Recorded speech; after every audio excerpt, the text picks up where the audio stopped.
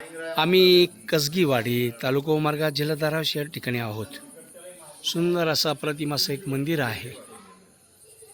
इथल्या माणसांनी बाहेरून बांधकाम केले आणि चिंचेचं झाड जशास तसं ठेवलंय. हे प्रचंड मोठं चिंचेचं झाड आहे. पाहिलं, हे चिंचेचं झाड आहे. आपण मात्र नाशिकला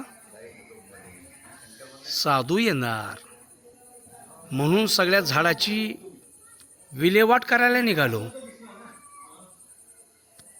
ज्या साधूचं राष्ट्र निर्माणामध्ये काहीही काम नाही, कसलंही योगदान नाही, उलट अधार्मिकता वाढते आणि त्यांच्या येण्यासाठी आम्ही झाड तोडतो. आणि इथली कसगीवाडीचे लोक झाडाची फांदी सुद्धा तोडत नाहीत.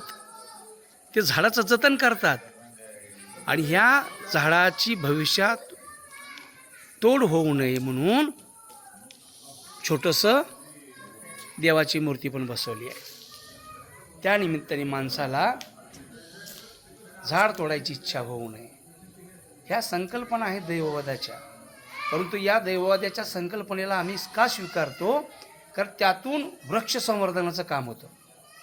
भूमिपुत्र वाघ, लोकहित, महाराष्ट्र.